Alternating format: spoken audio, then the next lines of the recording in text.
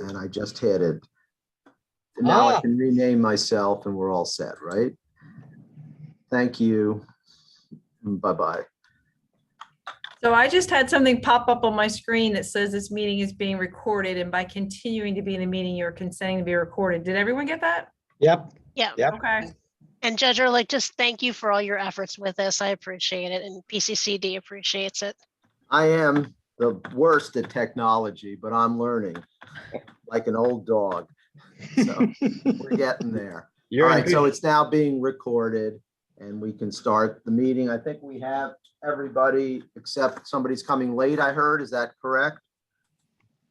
Yes. Doug Wilburn, Chief from Franklin County, will be joining us late. Okay. And you should have gotten an email from me with Petra Gross joining a little bit late. All right. Well, I want to welcome everybody to the Subcommittee on Standards of the County Adult Probation and Parole Advisory Committee that was set up by the Pennsylvania Legislature through PCCD. For today's program, we're going to primarily be discussing evidence-based practices and the risk and needs assessment tools. And we have two very special guests, which we will get to in a moment. However, first, I'm going to ask if everybody's had a chance to review the minutes of the last meeting of March 22nd, and if I can get a motion for approval on that, please. This is Judge Simmons. I move that we accept the minutes from our last meeting. Do I hear a second? Hi, this is Second. April. Oh, go ahead, April. I'll second. All right. All in favor? Aye. Anybody opposed? Hearing none, the minutes are approved. Now we'll go on to the discussion items. And the first thing is our recommendations that we previously submitted to the full CAPAC, which was based on the County Probation Chiefs Association, reviewing other recommendations made by the American Corrections Association. All of that, which we had submitted in February, was approved at last Thursday's CAPAC meeting. So that's on its way and we can work on other things from there.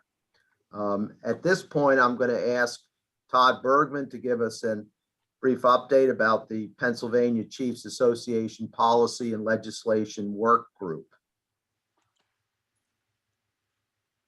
Todd? Yep, Judge, right here. So the work group, we're still working on the 81 standards that were submitted in. We have, I think, 12 to 16 that fall into the EBP category, which at our last meeting, we didn't have time to review due to another matter we had to deal with.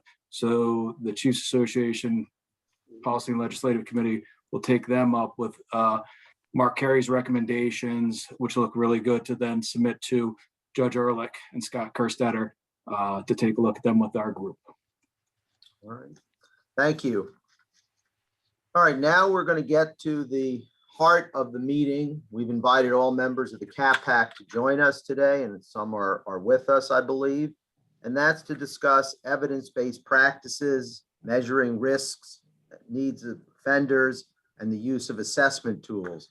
We're very, very pleased to have two nationally known experts, starting with Judge Roger Warren, who is the President Emeritus of the National Center for State Courts, served as president of the center from 1996 to 2004.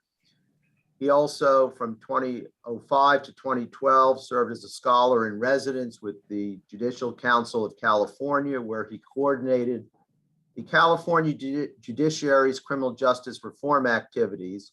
And as a part-time employee at the center since 2004, he has authored dozens of works and conducted training programs in over 30 states on evidence-based sentencing. He previously served, that's not enough, for 20 years as a trial judge in Sacramento, California, where he founded and served as the first chair of the Sacramento Criminal Justice Cabinet. He received the California Jurist Award of the Year in 1995, and numerous times the Sacramento Judge of the Year Award. He graduated from Williams College and had a Fulbright fellowship to Iran, got a master's degree in political science and a JD degree from the University of Chicago, where he served on the editorial board of the University of Chicago Law Review. Joining Judge Warren is Judge Carl Ashley of the Milwaukee County Circuit Court. Judge Ashley was 7 years practicing law in the Public Defender's Office. He opened his own law practice in 1989 and was elected to the Milwaukee County Circuit Court in 1999. He served in misdemeanor court, domestic violence court, juvenile dependency, homicide, sexual assault court, felony drug court, family court, drug treatment court, veterans court, and is presently assigned to the civil court. He's received advanced domestic violence training from the National Council of Juvenile and Family Court Judges, served on the faculty of the National Judicial Institute on Domestic Violence, and he trains judges and system partners about how being trauma-informed improves criminal justice responses. He's a member of the Evidence-Based Sentencing Judicial Peer Group for the National Center for State Courts, a faculty member of the Wisconsin Judicial College, chairs the Wisconsin State Bar Diversity and Inclusion Oversight Committee, and the Wisconsin Association of Treatment Court Professionals Subcommittee on Equity and Inclusion. He's a past vice chair of the Supreme Court Policy and Planning Committee and served as chair of its subcommittee on effective justice strategies, and is also chair of the Wisconsin State Bar Diversity and Inclusion Oversight Committee. His numerous awards include Innovator of the Year in 2003, 2011, selected by the State Bar of Wisconsin as the Judge of the Year. In 2013, received the Leaders of the Law Award from the Wisconsin Law Journal. And in 2014 and 15 was presented with the State Bar President's Award. And in 2016, he received the E. Michael McCann Distinguished Public Service Award. Michael McCann was a very long time and well-respected district attorney in Milwaukee. And he, in 2019, received the Charles Goldberg Distinguished Service Award from the Wisconsin Law Foundation. He earned his Bachelor of Science degree from Marquette and his JD from Marquette. So he is a double Golden Eagle, and one of his daughters goes to the University of Wisconsin, where I attended as well, which is the most important thing to mention. With that, I'm going to, and we really appreciate both judges being here today. I'm going to turn it over to Judge Warren and Judge Ashley. There is a discussion outline that we sent out in advance, which we're going to try to use as the template as we discuss these issues. And of course, encourage people to ask any questions at any time so that we can really deal with the issues of risk tools, bias in risk tools, the use of risk tools, and needs assessments. With that, I'm turning it over to Judge Warren and Judge Ashley. Thank you. Thank you, Judge.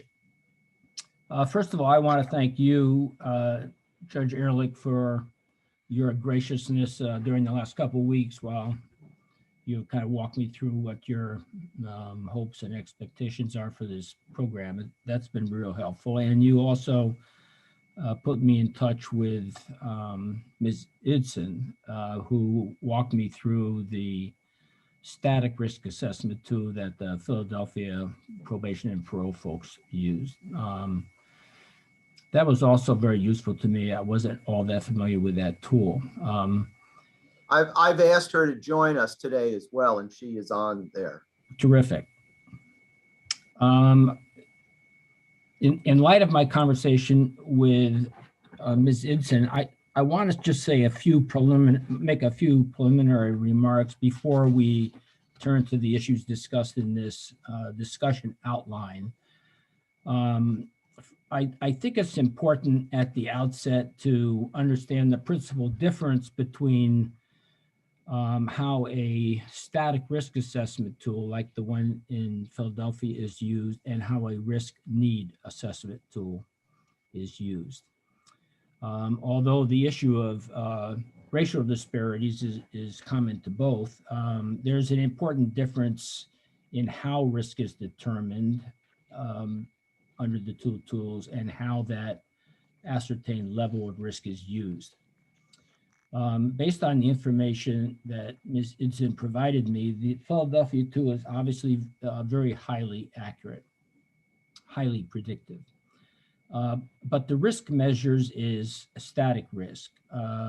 That is risk based on prior arrest history that can't be changed. And the level of risk is used to determine primarily used to determine the intensity of supervision, the intensity of efforts by probation and parole to constrain the risk of failure, the risk of future crime by increasing levels of supervision from lower risk categories to more intensive and most intensive with the high risk category. With a risk need tool, on the other hand, the risk that is measured is not static, it's dynamic. We're measuring a risk that is capable of changing, of going up, an offender's risk capable of going up and down over time.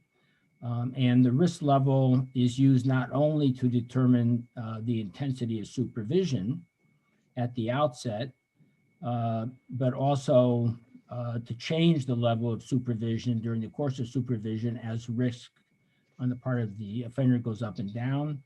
And more importantly, to also determine the intensity of services that need to be provided to the person in order to reduce the risk of reoffense going forward.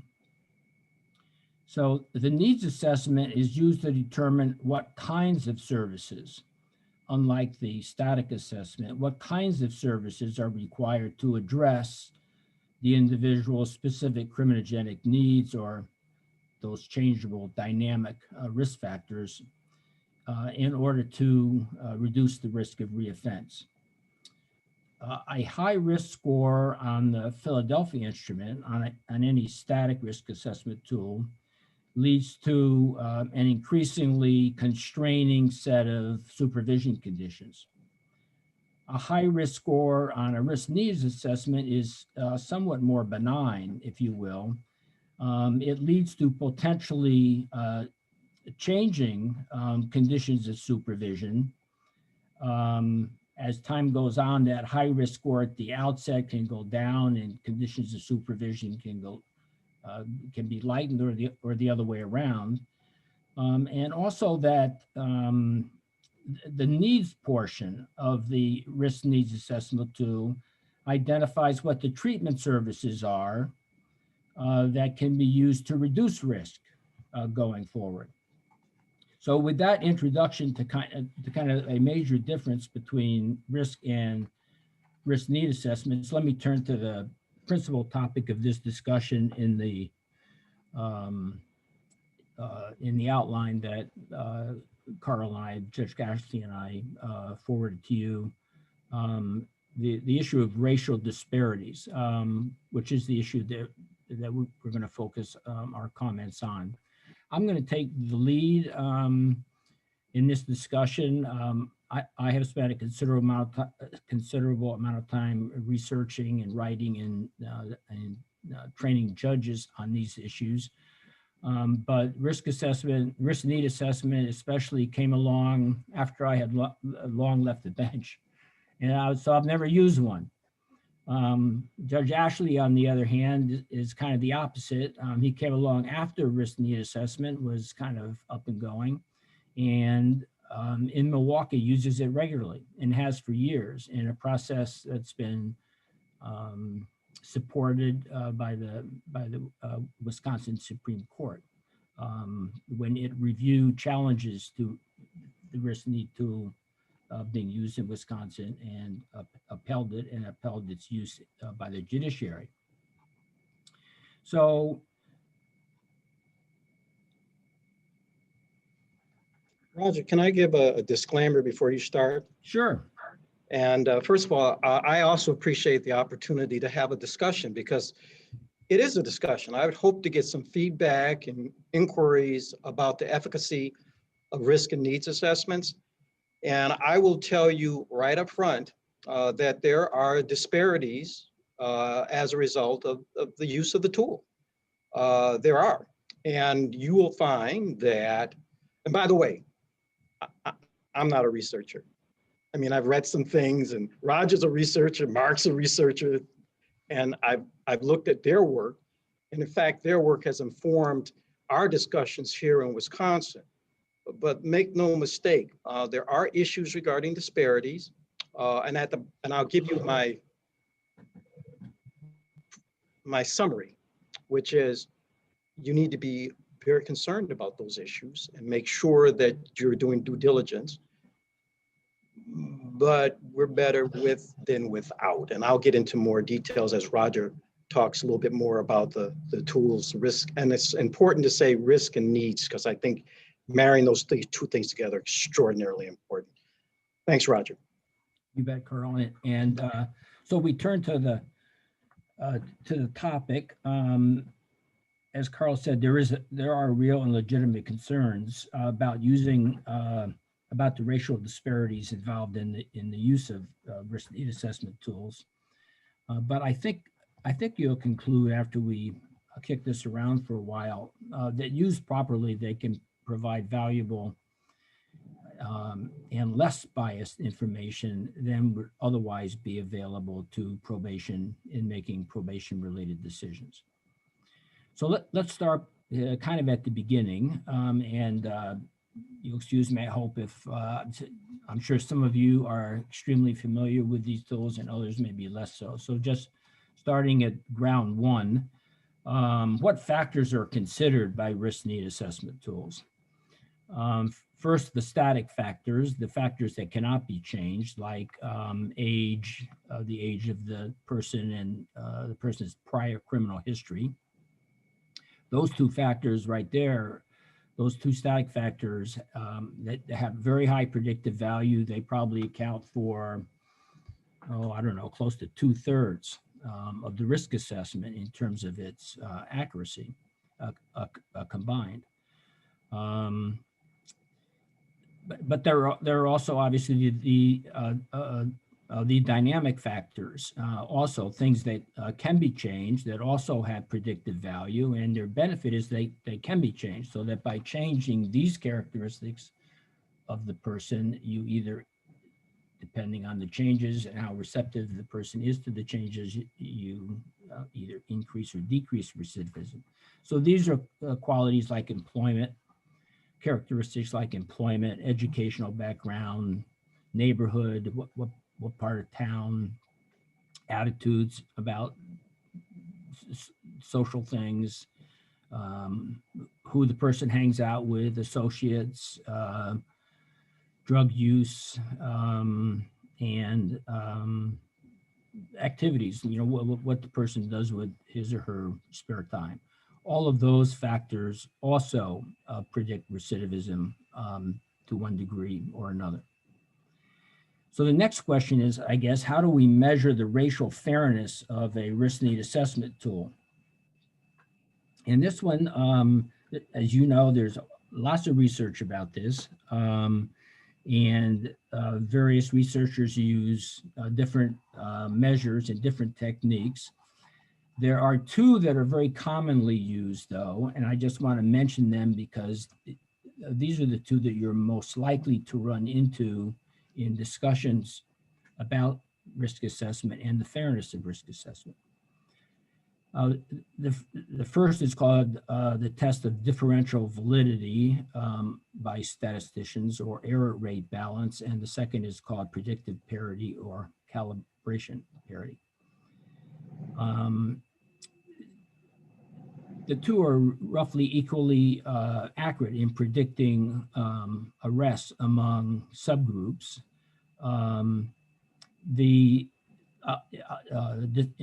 In predicting, identifying disparities among subgroups. Just a word about what these two are so you understand.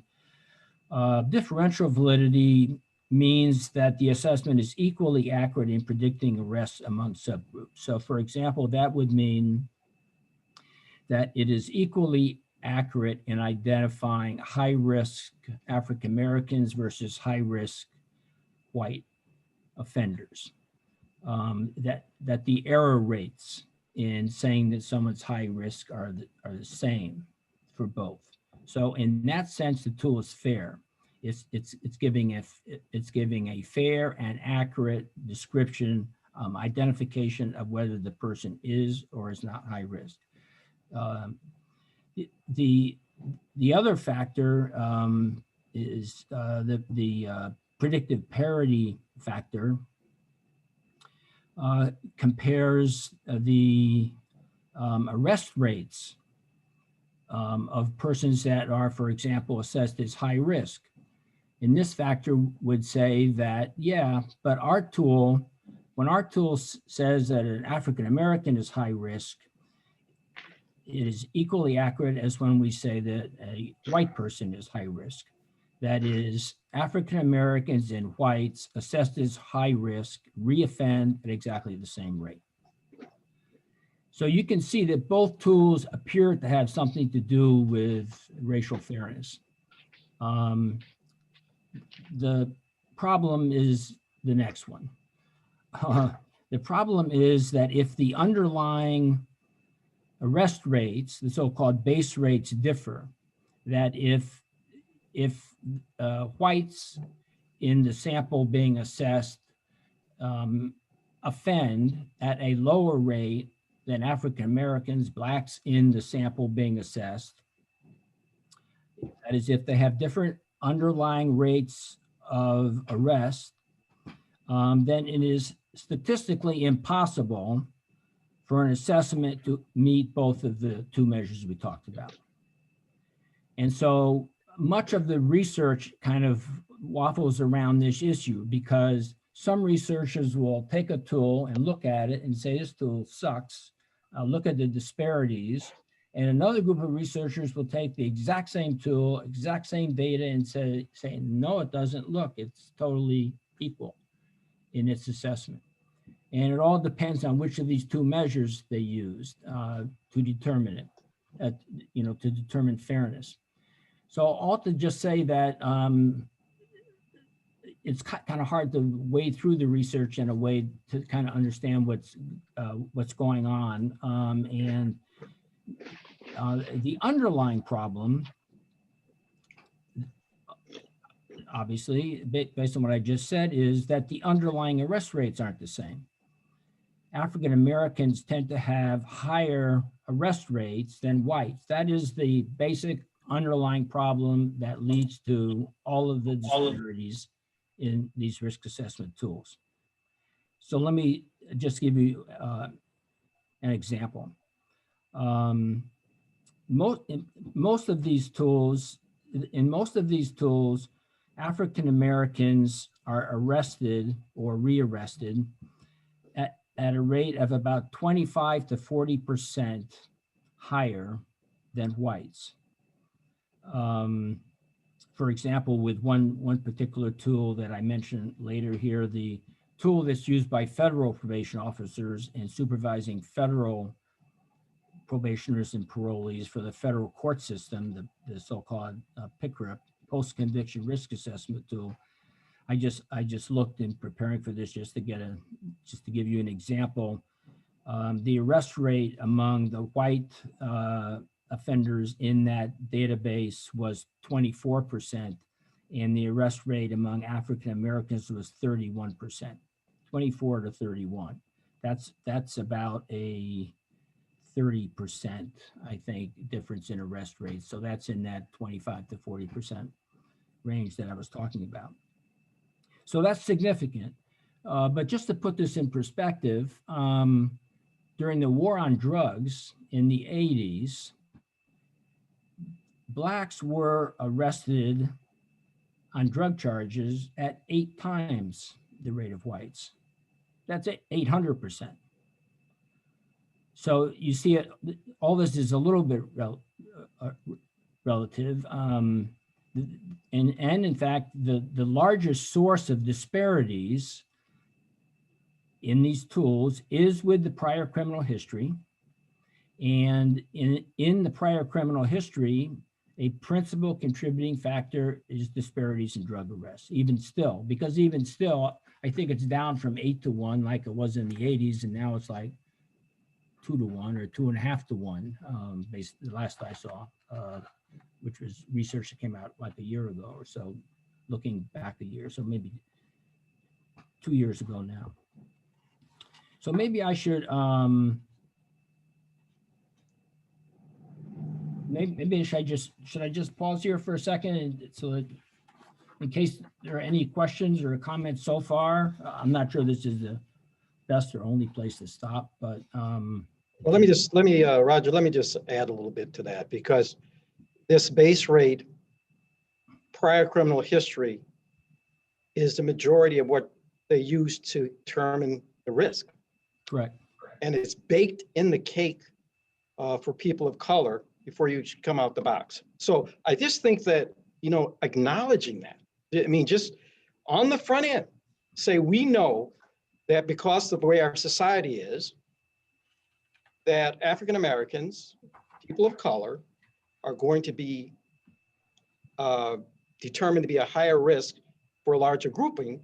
And it's all about, and look, I've had meetings, I went to New York maybe 7 years ago, and we're sitting around a table and I'm like, well, this is baked in the cake. And then of course the researchers say, but you know what? Our risk assessment tool is valid though. It does predict accurately. And that is also true. So the question is marrying those two things together, and I'll go back to it, but I really think that having the conversation about, yes, there are some baked in disparities, just acknowledging that on the front end, just true. And then the next question is, well, what can we do about it? And what can we still take advantage of what would be a predictive instrument that does predict risk, and yet realize that there's some disparities associated with it. So I just, I struggle with this along with everybody else about how this impacts people of color, Blacks in particular. But I throw that out there not to interrupt the conversations or questions, because I'm looking forward to them. Any other comments or questions before we move on? I have a comment. I'm Judge Simmons, and I understand, and I've been struggling with it very much so. And Judge Ehrlich and I've had a very long conversation when he told me as we prepare for this, and it is a real struggle. And I know that, and I'm trying to get where you are, Judge Ashley, understanding that, it's here. And even with the struggle to get to the place where to understand that it's, even with the struggle, that it's a better option. And I haven't got there, and I'm trying so hard to get there. But to understand that even though it's, the hearing that it's part of what's in, is it better, as you said, and understanding that the researchers say that it's still, their research is still accurate, but is it partly accurate? I'm sorry, let me put a pin in that for a second. And then saying, with your question, what do we do with it? But is it partly accurate? Because we also know from research that the more you supervise, because we're now saying they're high risk, that the more you supervise, the more constraints, the more requirements that you put on a person, the more that person's going to violate. If you tell me that I'm being supervised for 10 years and I have to report once a week, and you, instead of giving me 2 things that I have to accomplish, you give me 20 things that I have to accomplish, the reality is I'm going to violate more than if you tell me I'm under supervision for 2 years and I only have to come in once a month and I only have to accomplish 2 things. So are we not setting, because now we do know the biases, we do know that we're kind of setting them up for that research to be true, to show that your research is accurate, that I can, and maybe it's partly because of some of my background, having been a judge, yes, for 16 years, but starting out partly as a public defender, but then also spending the vast majority of my career as legal counsel for the police department, I can tell you that I can make any area in any city that you want me to a high crime area. I can make any group of people that you want me to the highest crime people that you want me to. The richest area I can turn into a high crime area if I put enough police and infiltrate and give them the right commands and say, we're going to police and arrest every crime, every quality of life crime. If I tell you to stop everybody, that crossed the street against the light, and then tell you how we're going to come up with quality of life stop and frisk, you're probably going to find whatever is there to be found. And so that's one of the questions when we say, what do you do next? I don't know, because I've not done the research, but those concerns, they really actually scare me, because when I look at some of these risk factors, I say, but for certain things, it would be me, or it would be my son, or it would be my husband who's a lawyer, but it would be him and our son. Judge Simmons, let me just tell you, first of all, I appreciate your comment, because I've been struggling with it for years and still struggle with it. But I want to really point out that it's risk and needs assessment. And there are also some research that talks about putting too many of these rules and conditions, creating a higher likelihood for someone to be revoked or have some consequences for the behavior. So I'm very hopeful that we don't just concentrate on the risk, but also on the needs and responsivity. In other words, folks, this is not just and I'm going to turn it back over to Roger because he's the researcher, but the fact of the matter is, I think there's opportunity for us to really figure out what is going to be more meaningful to change someone's behavior. Okay, what's going to be more meaningful to change someone's behavior? And does it mean piling on all these extra conditions?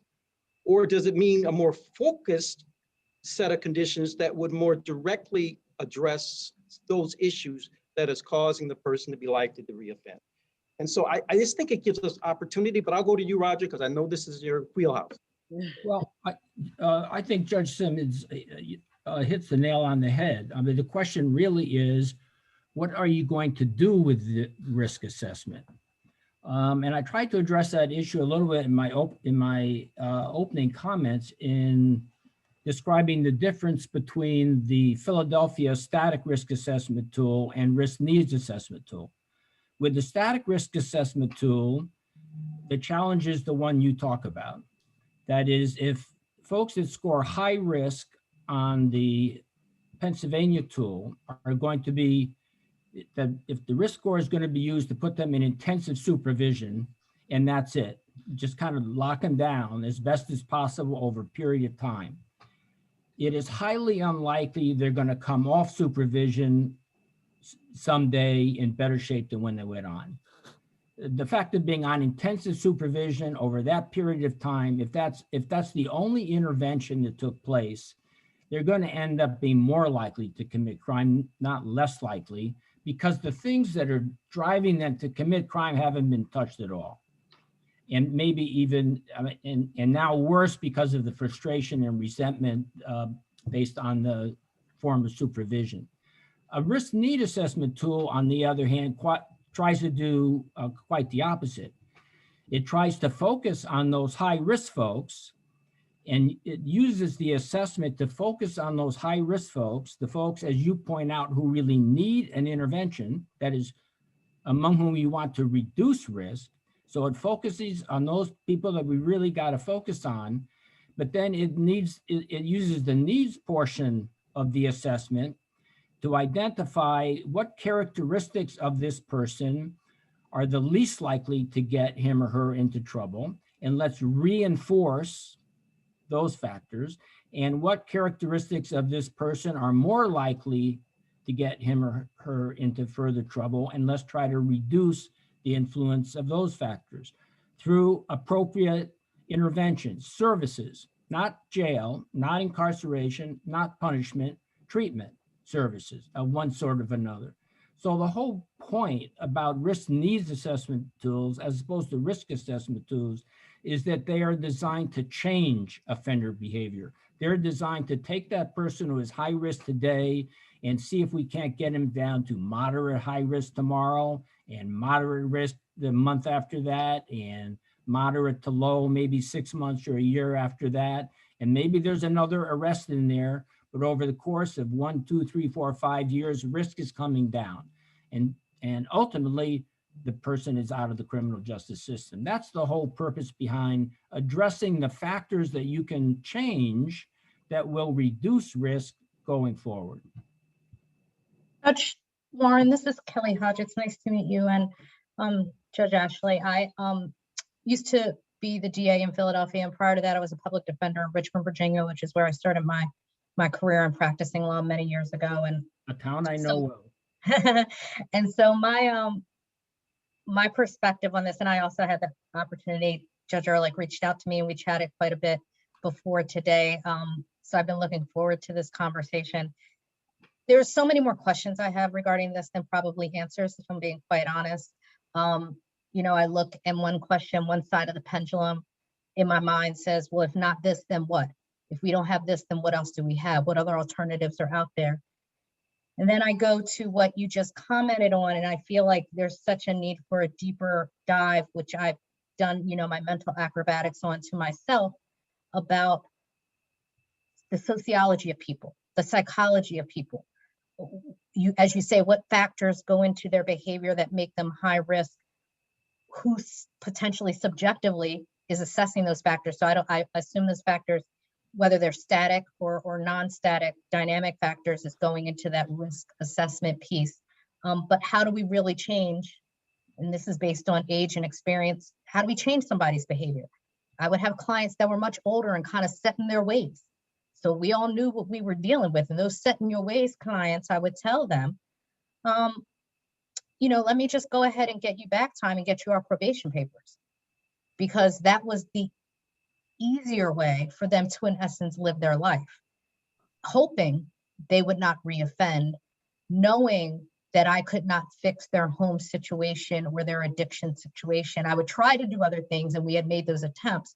But if they were coming back on a probation violation, you know, I was looking to assess all of those things in trying to be the best advocate I could for them as counsel in what was going to hopefully not have them reincarcerated again, and hopefully not harming the community or themselves again. But I couldn't manage all those factors. But those are all the things that in my mind I was going through and thinking about.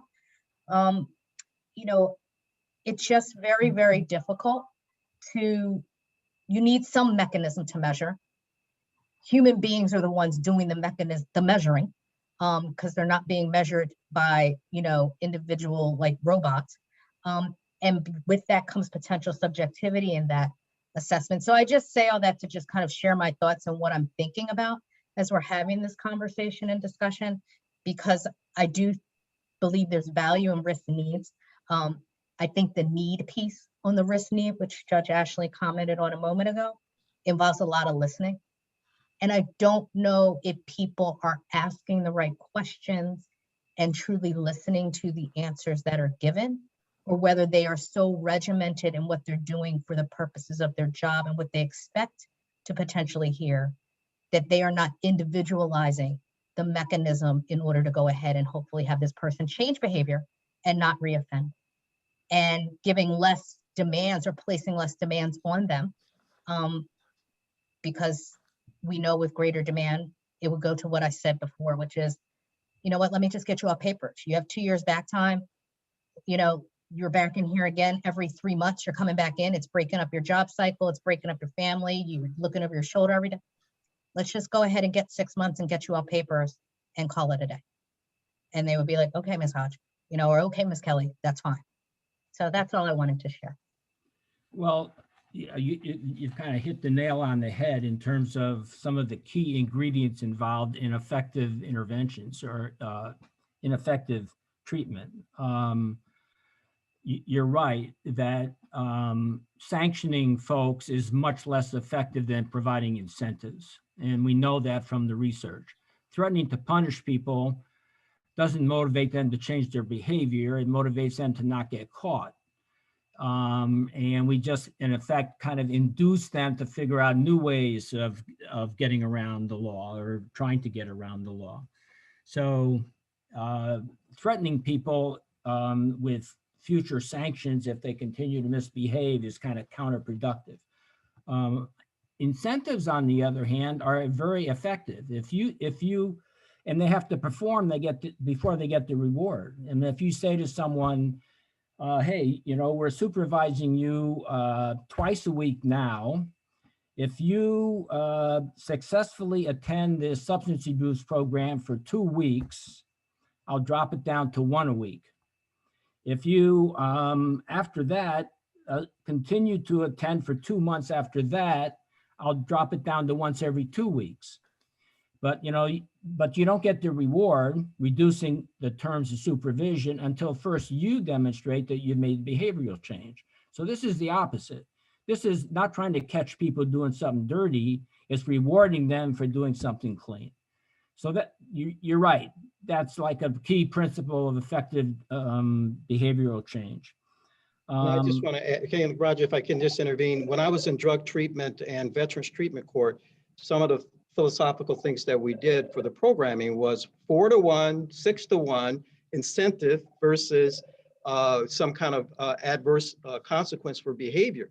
And it was extraordinarily important for us to focus on that. And the reality was, it really gave people a different motivation to change their behavior, which this goes to training. Ms. Hodge, first of all, thanks for your comments, but it's about training. I mean, if people think the idea is that the risk and needs assessments are there to punish or put people in a box, that's not the purpose. I mean, but don't get me wrong though. If you don't have the training, then I don't know what you are trying to use the tool for, because to me, I just talked to a colleague yesterday. I called him up and I said, are you using that risk and needs assessment report you get? And he was like, no, because I don't understand it. I don't put too much weight into it. And I was like, huh. Then I called a colleague of mine who has been very, very involved with this. And he had a much different response. He does use it, but he also had limitations, cautionary tales. So I think a lot of the things that go along with these risk and needs assessments is training. What it can do, what it can't do, and the opportunity it presents for us to have different outcomes for people. Sure, it's got warts. Oh yeah, there's all kinds of things on there I don't like to see.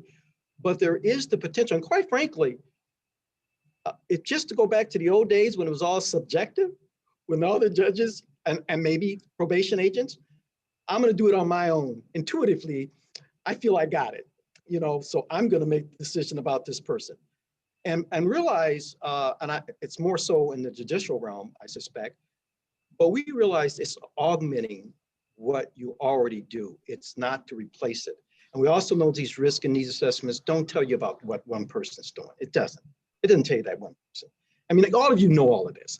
The point I'm trying to make is that used properly, there are opportunities for us, as long as we understand and recognize the tool itself has some issues with disparities. It does. Judge Hodges, I wanted to just add another couple comments in response to yours.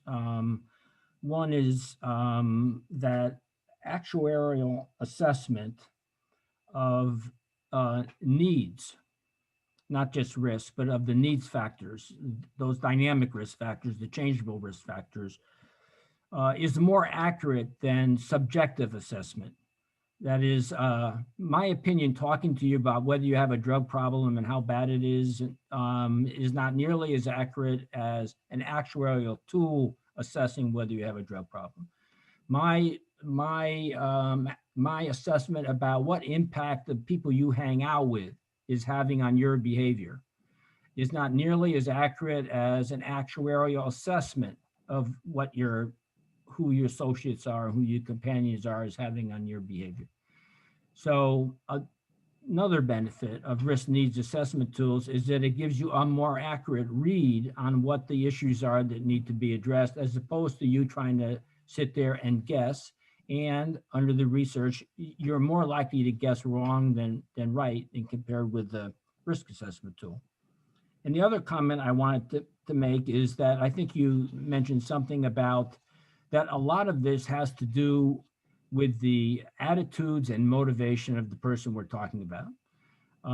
We're not going to get to first base until the person involved decides that they need to make a change in their life. Until that happens, there's not going to be any change in their life that's for the positive. I mean, the only change in their life is going to be getting busted again, or something's going to happen to them. If they're going to make a positive change in their life, that's a decision that they have to make, first of all, and the PO can't make it for them. Ultimately, the person has to make that choice for themselves. So what we can do is, we who are trying to encourage positive change, what we can do is provide incentives. We talked about that. To provide motivation, which incentives do. I mean, people are much more likely to engage in behavior that they're incentivized to engage in because they're going to get a reward for it, than the threat of punishment, to which, as we talked about, their most likely behavior is going to be to try to duck responsibility once they've done it, rather than to avoid doing it in the first place. And it changes policing and enforcing in a very positive way. The burden is now not on us to catch them doing something dirty. We can sit in our office and say, the burden is on you in demonstrating to me that you're doing something right. Well, you're much more likely to find the person behaving in positive, kind of pro-social ways when you put the burden on that person to prove to you that they're changing their behavior. And it doesn't have to be, we're not expecting, a change, a dramatic change overnight.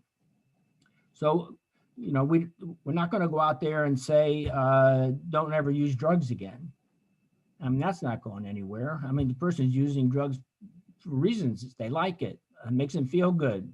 It makes them forget about other problems. They get to hang out with people that are using it. I mean, they're using drugs because they want to use drugs. And we're not changing any of that by saying don't use drugs. The response to that is going to be, I'm going to use them. I hope I don't get caught.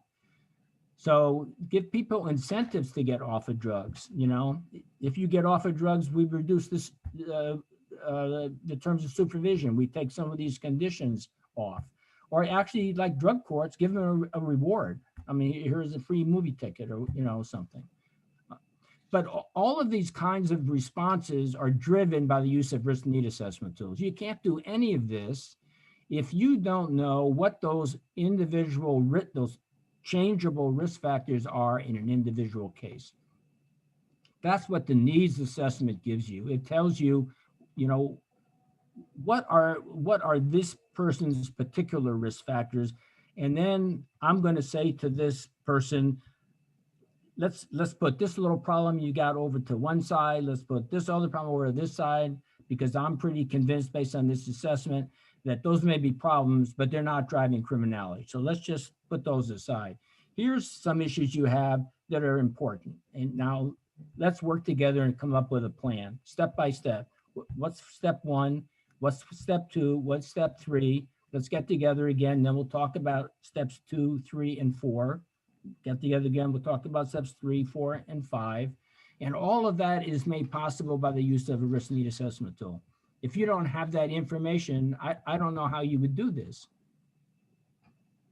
I will say this really quickly too, as I'm sitting here listening to this and what Judge Simmons said a little while ago. I was at a conference out in Tucson, Arizona when I was DA, and we were discussing just how to deal with crime and assessing various criminogenic needs and concerns.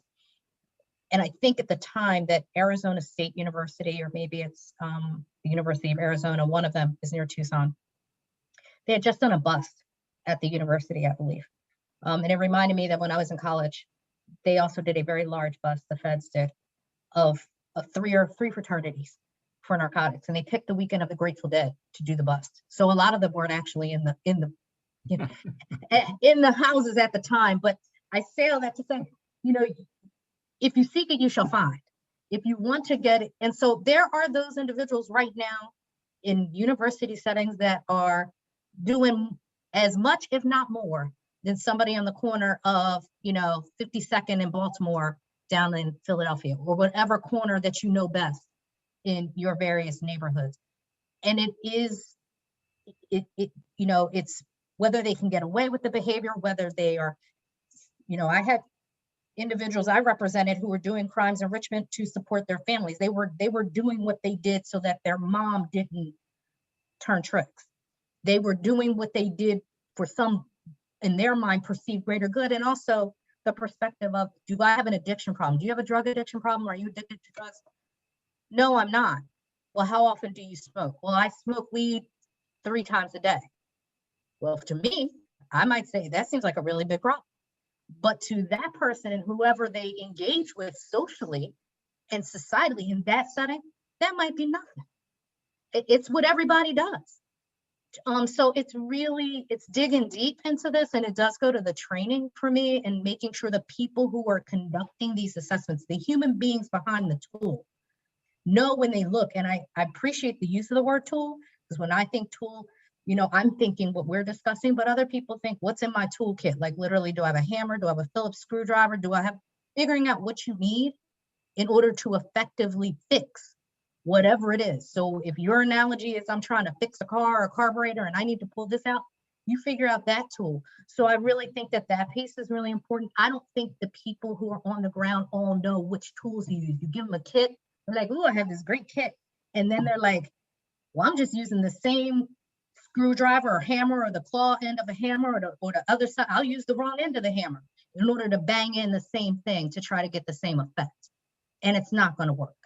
And that's the human error in this. I Yeah. love that analogy, Ms. Hodge, because, and if you have a toolkit with only a hammer in it, anytime you open it up, you're going to pull that hammer out. But I think it gives perspective about the fact that you are trying to provide more opportunities for people to have better outcomes. And you have to have more options in the toolkit. I just talked to the judge the other day. One of the reasons when they sentence people, they don't put a lot of conditions on, and they let probation and parole set up those conditions, because you have more time to kind of look and be, and I don't know, we talk about responsivity. What's going to work for that person?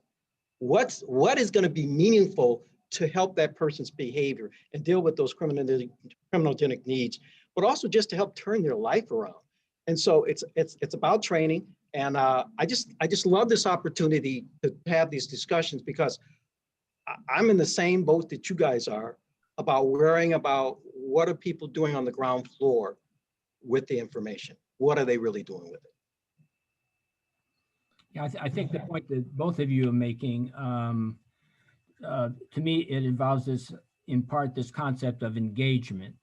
That is, you have a risk need assessment tool, and you have the results from it. And now you're sitting down with the person and you're trying to figure out what to do. I think what tends to happen is the probation officer and judges for that matter tend to say, I'm the smart one here. I'm the one that understands this stuff. I'm the one that knows what these risk assessment tools are. I'm in charge. I'm the probation officer and he's not. And so I'm going to decide what has to happen here. And what that ignores is you're not the one that has to make these changes.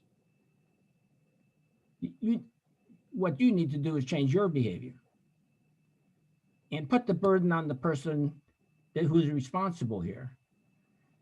Find out from that person, what are you going to do to address some of these issues? Have you ever tried to address these issues? What problems did you run into? You attended this program for a while and you stopped going. Why'd you stop going? There's a reason. Well, and then you look at that reason. Was that a good reason? Did that really do you any good? Didn't that just get you in more trouble?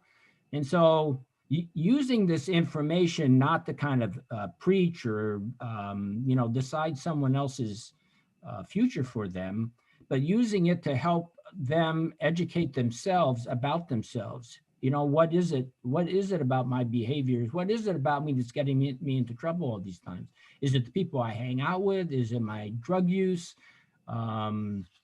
Is it, we haven't talked about it, are there mental health, are there underlying mental health issues here? Is the fact that the person's unemployed and has a lot of free time? Is it the people he's hanging out with? Is it just his attitudes? I would rather,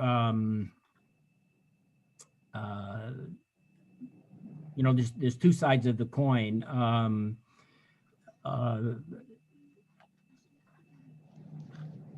Doing unto others before they do unto you, as opposed to doing a good deed yourself, as opposed to do unto others as you would want them to do unto you, do unto others before they do unto you. Which attitude, how do you feel about this? Do you agree with, which side of that do you agree with? That's going to be very revealing. I mean, the answer to that question, most high-risk offenders are going to be straight with you. Oh yeah, I'd much rather do unto him before he does unto me. That's my life. Well, what about doing unto someone else in a way that it changes their behavior about how they're treating you? So there's just all sorts of things that I think that someone earnestly interested in helping someone else make changes in their life can do. But it's all driven, you have to have some background, you have to have a starting point. And the starting point is you need to learn as much as you can about this person in as quickly as you can. That's your starting point. I want to know as much about you that will be helpful to me and helping you help yourself as I can in this initial interview. That's what a risk need assessment gives you. It gives you a starting point for a conversation. And then the conversation is the engagement, the second piece. Could I just ask, one of the issues I think that we also need to look at, which was brought up in the beginning, is what is the alternative? I mean, I agree with things that Karen and Kelly said and the judges, but otherwise, this is what my fear is. You have probation officers who are burnt out and they don't care. And you have probation officers who consider themselves police officers, and you have others who, they all come with their biases. How do you deal so that you're having some initial fairness when people come into the system of probation for supervision? To me, that's part of what the risk needs assessment tools are designed for. They have their flaws and they certainly have their faults, and we've been trying to be direct about that this afternoon. But is that better than Joe probation officer or Susie probation officer who thinks, these people aren't worth it, or has all their biases about who they're dealing with, which really affects the opportunities they give these people who are under their supervision and the outcomes from it? Well, I mean, Mark, this is kind of Mark Carey's area. I mean, the risk need assessment tool isn't going to do any good in the hands of someone that doesn't know how to use it effectively, or doesn't want to use it effectively, or hasn't been trained to use it effectively, or isn't motivated to use it effectively. So the use of it, both on the part of probation officers, on the part of probation officers, and for that matter, treatment people and other people that can be guided by it, it has to be accompanied by training. And the training has to be good training, which is a lot harder to come by than most training. Dragging probation officers in for one of these monthly or weekly training programs where you run someone like Mark Carey or Carl Ashley in there for an hour or two to talk about risk need assessment tools isn't going to get the job done. I mean, you need to, over a period of time, educate people and train people about this in your employment decisions. You're hiring people, you're asking people about this when they get hired, and you're hiring people that are interested in this. The people that aren't using these tools effectively are being moved out of supervisorial positions and into other positions. You're rewarding people in the department that are good spokespersons for effective use of these to effectuate, behavioral change. So until you, I think most probation people would tell you that changing the workforce is an absolutely essential ingredient in implementing risk need assessment tools. And it has to start at the top. I mean, the probation chief has to be a champion of this, has to assure that all the senior level managers become champions of it. They have to train all the unit people, all the unit leaders, and ultimately the supervisors that this is what we're going to do. And if you're going to get ahead in this department, this is what you're going to do. And you can start tracking people. You can start tracking your probation officers in terms of the recidivism rate among the people they're supervising and how they're responding to those violations. And you can point out that this person over here has had a lot of success using this tool. And so they get, the Employee of the Month award this time with a little, story about them or something. So you're rewarding positive behavior in the agency. And sanctioning slowly, not draconianly, but just slowly, you are encouraging people to get with the program and use these tools effectively.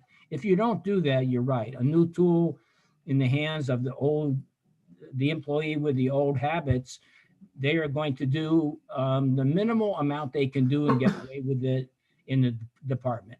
If the supervisor is not looking, if no one's paying any attention to whether they're using it, if they're not getting any reward for using it or any sanction for not using it, they're going to do business the way they always do business.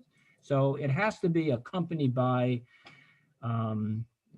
you can't change offender behavior without changing probation behavior. I want to co-sign on that. It's all the training, inter-rater reliability. In other words, when they do the risk and needs assessment, are they doing it right? How do they compare? Make sure you're checking on that. And then the other part is, what are you doing when it happens? I love your point that you made, Roger. You're checking on people's results. How are things going? Now, this is not going to happen overnight. Gosh, no, it's not going to happen overnight. But I just think it's a way we need to go, because I don't want to go back to the old way where it's all subjective. I don't think that's the winning route. We need to do a lot to make sure that this process is done meaningfully and with the right focus. But it scares me to go back the other way where it's just all very subjective for the probation agent just to say, I've been doing this for 30 years. I know what I'm doing. I can look at someone for 5 minutes and figure out what they need, because I've been doing this a long time. And that's what judges used to do all the time. And when I came on the bench 22 years ago, I was at a meeting and a judge said to me, when we were talking about risk and these, he was like, and this wasn't right. It's not as far as back as that. But the judge looked at me and said, look, son, I've been doing this for years. I can tell you, I can walk in and tell you when he sat down what he was like. And I'm pretty good at this. Scared the bejeebus out of me when that was said. So I don't want to go all the way back.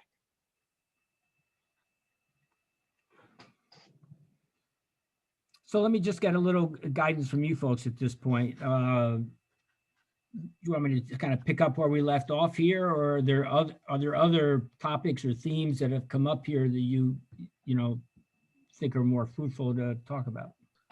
Can I just bring up the two major tools in Pennsylvania? Put aside Philadelphia, we're an island unto ourselves, is ORAS and LSIR. Those are the two risk needs assessment tools, from what I understand, in April, and others can interrupt me, are primarily the ones used in Pennsylvania. They've been validated numerous times. Can you just speak a little bit to that in terms of the use of these tools? Because that's really what most of the people in Pennsylvania. Philadelphia also has another side, which is motivational interviewing, and a lot of other things they've developed, which is their needs assessment part, not just the risk. But could I ask Roger and Carl to sort of talk about that in terms of what these tools have done over the years, even though we know there are issues with any tool? Well, those are two excellent tools. I think most people would tell you that there's a group of, I don't know, half a dozen risk need assessment tools that are roughly equally valid and helpful, that oftentimes I think when jurisdictions are trying to decide what tool to use, it comes down to other factors. You know, what kind of services do you get from the seller of the tool that go along with it? What kind of training is going to go along, or how expensive is the training going to be? What's the training going to look like? These tools need to ultimately be validated in the jurisdiction that's using them. What is the provider going to do to get this tool validated in the tool, in the jurisdiction? And that doesn't happen overnight, and it costs some money.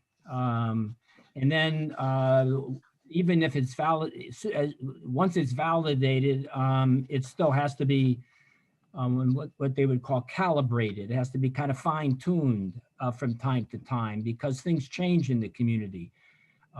Statutes have changed a little bit, probation practices have changed, the judges have changed, the programs out there have changed, the type of offenders coming before the court has changed. COVID-19 comes along, you know, stuff changes. And when those things happen, then, you know, you have to tweak the tools a little bit in order to have them remain accurate. So I really think that the decision about which tool to use isn't as critical as how you use it and what you have done in order to implement its use effectively. The LSIR is probably, I think Mark would say, you know, the first tool developed by a bunch of Canadians back in the early 90s. I think it's the longest standing risk need assessment tool. And the folks who developed that tool kind of developed the whole field of evidence-based practice to go along with it, because it obviously, these tools address criminogenic needs that and identifying criminogenic needs and responding to them is the whole field of evidence-based practice, you know, that risk need assessment tools are a part of. The ORAS tool was originally developed for use in Ohio.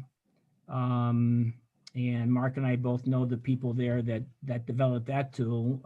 It was developed much later, 20 years or so after the LSIR, maybe 10 years ago now. It's also, you know, a valid tool, and I think it has become very popular recently. A lot of other states have picked it up. So the original ORAS in Ohio is now the IRIS in Indiana, and it's the TRASC in Texas. You know, every new state puts their initial on the front end of it, but it's the same tool. So I don't think it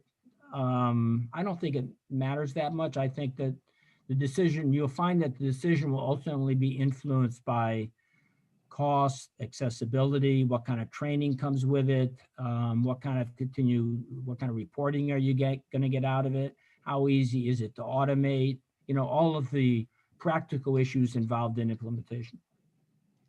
And just for a comment, the LSIR, we use derivations of that here, have for a long time, have a lot of confidence in it. A little bit familiar with the ORAS, we use it a little bit here on part of our drug treatment court. But I think to Warren Rogers' point, just make sure that the other things connected with it, how much support you're going to get, and that it's validated for your population at some point as well.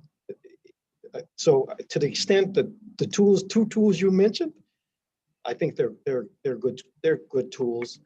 But I'm not making any kind of, you know, I'm just do your own research on all of that. Could I also ask you, and I'd ask others to join in, what we seem to be talking about is, okay, we have these tools, there's pluses and minuses with these tools.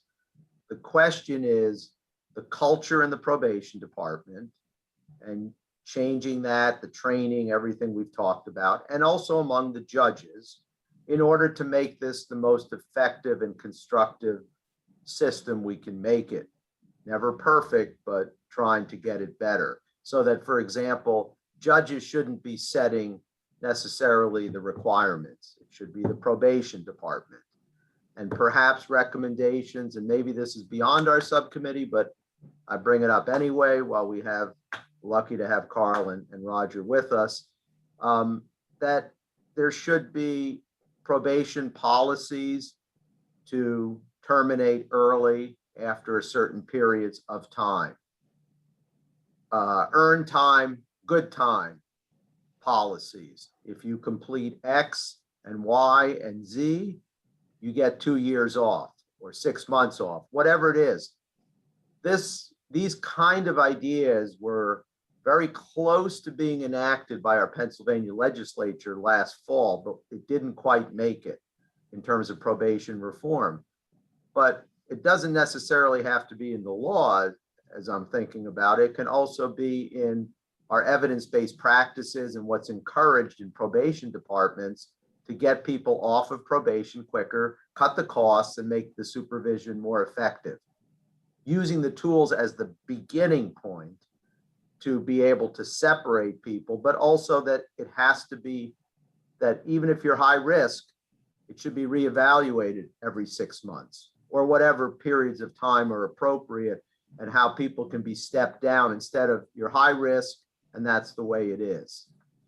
Is that sort of a fair summary, a little bit of what we're talking about in your experiences? And I also ask, my colleague, Judge Simmons, anybody else who wants to join in, probation officers' experience, is this what we should be looking at when we talk about standards from this subcommittee recommendations? I can't address the last question. I can't tell you what you should be doing and what standards you should be adopting. I don't know the answer to that one, but it is true that all of the things you mentioned are evidence-based practices. All the things you mentioned are essential ingredients in a good probation agency.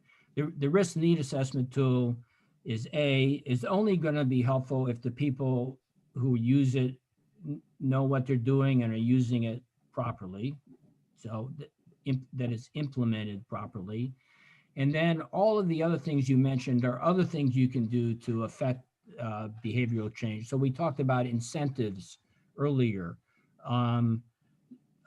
Early termination is another example of an incentive. If you continue to go in the direction you're going, I'm going to reduce your term from 2 months to 18 months, or I'm going to recommend the judge do that, whatever is involved. Some probation agencies now have that built right into their rules, and where the rule says that if the person does not commit a new offense within the first 6 months, 3 months will be knocked off of their probation term. That it's not even kind of discretionary. I mean, it's built right into the rules, so they see right in the rules what the rewards are going to be for positive behavior. Probation conditions, another key topic. The easiest way to have someone violate probation is with a whole bunch of probation conditions that they can't comply with. So forget all the nice to have ones. I would appreciate it if you said, dear sir or something. Forget all the ones that aren't all that important, and just focus on using that risk need assessment tool. Sit down with the person and decide what are the 2 or 3 things that are the fundamental things that need to change here. And those may not be your ultimate goals, but it may be that in order to get to the ultimate goals, there's some intermediate goals you have to get to first. The guy's not going to just quit drugs overnight. So how can you just start moving in that direction? Removing the necessity of that, of the use of drugs. So, maybe getting a job would be a place. Maybe hanging out with different people would be a good thing. So coming up with, what are some ultimate goals? And then let's agree on those, you and I. Here's some ultimate goals. And then as a first step, how about 1, 2, and 3? 1, 2, or 3 are things that you mutually agree on that are totally doable. And the person acknowledges, yeah, I can do that. Okay, here's 3 things you acknowledge you can do. Do those things and come back in a week and let's talk about where to go next. He comes back, and well, did you do 1, 2, or 3? Yep, okay. Now, what are the next steps? So it's, it's kind of a step-by-step process. Not having probation conditions that are like generic and apply to everybody, and aren't tailored to this particular person and tend to just trip people up because they violate a probation condition and they get violated, and now you've lost now. I mean, now it's game over and you have to start all over with somebody else. Good time, using rewards as well as sanctions, the drug court idea, having different kinds of rewards that you can hand out. Responding to violations with, at least initially, minimal responses. There has to be a response to a violation. You can't just let it go, or the person say, "Oh, they didn't say anything the first time, I was going to do this again." Yeah, there has to be a response, but it doesn't have to be draconian. It might just be a chat about, how did this happen? What did you do? What did she do? How did you get into this situation? Let's replay this. How could you have handled this situation differently to have not gotten into it? So maybe it's that kind of a response the first time, not a sanction, kind of a discussion about what happened and how I can do things differently. And the next time, same problem. Well, did you do what we talked about last time? No. Well, that's a problem. Yes, but see, it still happened, see, because of X, so it's a step-by-step process, setting some goal for a person that they just don't have the capacity to attain. You'd love them to be able to do that. They don't. You and I could do it. They just don't have the ability to do that right now. But there is something that's kind of a third of the way to that goal that they can do. So set that as the goal, bring them back in, reward them for having done that somehow, some rewards for having done that, and then go to step 2. So there's lots of things we can do to help people make these changes, besides use a risk need assessment tool. Judge It's Warren, I will say this. I think that what you just said is so on point, and I'm hearing things resonate from that. And I'm hearing it needs to be individualized. It needs to be intentional. It needs to be incremental.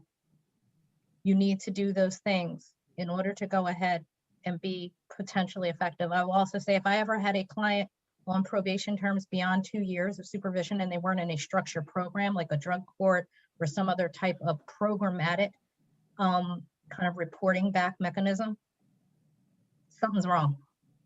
They rarely did I need to have, or should someone have to be on supervised probation for 2 years, quote unquote, out on the street, so to speak.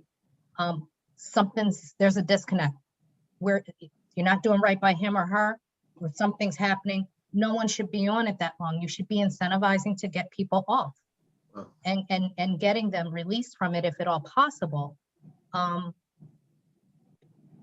hopefully having people be responsible individuals, knowing that if they're getting dinged for where their zip code, where they live in their house and their zip code, but they're coming out of lockup and that's the only place they're going to go to and that's the only place available. And you have to know what their limitations are and what are the factors that are controllable and the ones that are not controllable, and the ones that they can control and they choose not to abide by the terms and conditions, and saying, okay, we see you're not even going to follow through with these things that you can manage versus the things that they can't. Like they can't move their house, they can't move their mom or dad or grandmoms or aunties or uncle, whoever. They can't do that. But what can they control and how are they going to manage that? So I appreciate what you said, because that's the takeaway from what you just stated to me, was those 3 things I mentioned. Yeah, Kelly, I just want to say that we also have to consider there's different types of offenders under different types of supervision. You have mental health defendants who can be under longer term supervision. Defense attorneys want them because they want to use the court to make sure they're in treatment and taking their medication, or sex offenders. I think you're talking about the normal offender that comes through probably. Yeah, and I carved out in what I said, if I wasn't clear, unless those structured programs that are in existence where somebody's going through a programmatic treatment or something like that. So I said for somebody who's just on traditional probation, carving out the drug court, the mental health court, the veterans court, those are longer, and understandably so, because of the structure of the program itself and what is required, but just the traditional. So that's what if I wasn't clear on that, that's what I said earlier. And yes, there's a difference. Listening to everything, I think that even someone like me who is such a hard head that doesn't, even though I think I like to think that I'm on the younger end, which I'm not, of the judges on our court, which I'm not. It's just a mental thing I have. Probably and have been on now probably towards the middle to longer end. The age is just a mental thing for me. I think that when our colleagues start to listen to the risk needs assessment tool and put in a different light, especially when you add the needs and emphasize and highlight and underline 3 times as you all have the needs assessment, and talk about it in a dynamic kind of way, and understand that it's not, you know, with anything, when you say, for me anyway, and I think for most of us people, when you talk about something that can never change, and you realize no matter how much I do, no matter how, you know, I can show you I'm doing well, but I'm going to always be stuck in this place, then you take away my incentive to change and to do better. And that's what I have seen. I think that it goes a long way. And we've been talking about training for our probation officers. I think the a big issue, I'm not going to say the bigger issue, but one of the huge issues is going to be the training for our judges. Because Charlie, what I have come to see is that, you know, as I've gotten more time on as a judge, and as I've gotten more experience, it's, you know, training comes in different ways too. I think that when you think, and it has always been, I just think I want to do better. I want to help people. And, you know, the joke is when you're in my courtroom, it's a courtroom, but it also looks kind of sort of like a social services room also, because I still think I can change the world, and I'm never going to stop trying. So, you know, but I'm learning, and the day I stop learning and changing, when I know better, I want to do better. So I do know that at a certain point in the beginning, 16 and a half years ago, I was giving people defendants a lot of requirements, a lot of things, because I thought that that's what it needed. It was required. I did give incentives, and those requirements, you know, if you didn't meet them, no, you wasn't going to jail automatically, but I did threaten, because education means so much to me. So yeah, you better get your high school diploma. And the threat was you're going to go to jail. But then I had to learn, because I actually think everybody needs to go to college, and I think everybody can, unless there's a financial issue. But then I had to learn that, well, that's not for everybody. And if you need to get a job, or if you need this, I don't want to set you up for failure. Now, what I've heard and what I've seen is hearing some of my colleagues that's come on after that now I have to sit down and have conversations with, because they're telling me, oh, I'm trying to do judge the way you do an X, Y, you know, and they give me these XYZs. And I'm like, hold up, let me tell you what I've learned. What I've learned is that, you know, I like to bring, you know, I'm trying to make sure I judge the individual, not the case, not the circumstance. And that there are some that I've learned, some people, it's few and far between, they've told me, they show me they do better by coming in front of me. Now, that's a lot, and that's a lot of work. They do better if they can come back. They want to be accountable for a whole host of reasons to me. Much better. And the probation officers have actually called me on the phone as a judge. When they know they're coming to you, they would not miss a report. They wouldn't miss anything, because they want you to give them a hand and all of that. That's just 2 or 3 people. But there's a school of thoughts from some judges, and I used to be one, that, you know, they got to not just report to probation, but they got to come to me. They have to do this. But then I realized, and I'm trying to convince some of the others, but you don't want to set them up for failure, because if you're telling them they have to go to a program, they have to work, they have to do this, then sit and think for yourself. If you're trying to work and have a family, well, eventually I would even fire you, because you can't go to work and report every month and then come to court. So I think that whole training and I've even heard a judge on a documentary say they need us. And I think by nature, if everybody else closed their ears for a second, a lot of judges have a savior complex. And I think that if we can just be honest with ourselves, that there is this savior complex that we would have to, and I think a group of us judges that come from different walks of life that may be able to relate to other judges could have a sit down talk that not everybody needs us to save them. They just want us to give them what they need to get away from us as quickly as possible so they can go live their life and be, and get back on course. And hopefully this was just a blip in their life and then they can move on with their life. And I think that that's going to require a lot so that the probation department can then say, let us go do our jobs. And I think that, for me, it would require a lot, but it was just through experience of seeing it. And I think that, listening to even me, I have built into a lot of my cases that these are the incentives. It doesn't have to come back in front of me. Here's the order. If you do X, Y, Z, probation is terminated halfway point. If you do X, Y, Z, it's terminated after this amount of time. And also there are some built-in incentives that it automatically comes back in front of me and I'll go ahead and schedule it so that it can be terminated on it, back in front of me. So you can show me what you've done. But, I think that that's because we don't have certain things in place from what I can see with our probation department automatically for things to happen. And I think that that is something, Charlie, that you mentioned that I think we should talk about with the standards, but like the early termination, I don't see how that can be put into effect without a judge signing off. I may be not looking at it right, but I think that comes with a conversation, some training. And I think we may be able to get a majority on board, but I think that's going to be a determining factor will be how it's presented and a whole lot of work, which I think I'm prepared to help with, but I think it's going to take a lot. Well, Karen's not as hard-headed as she makes out to be, but I do want to say something. I'm not so sure it's as hard to do that, but I want to throw this out because this has been my experience. Probation officers do what judges say so that the judge is responsible. So when the person goes and shoots a police officer, they got cover. And I think the question we're talking about today is giving the probation officers more authority and the judges a little bit less authority over the actual operation, supervision, so that people can move forward in the best way possible. Am I misinterpreting that a little bit? I think I would put it a little differently. Okay. I don't think we're talking about taking any authority away from judges. They're there, they got the role. They can, at the end of the day, they can do what they want. They have the power to do what they want. I think what we're talking about is training judges along with probation about things that they can do that will accomplish what they're trying to accomplish.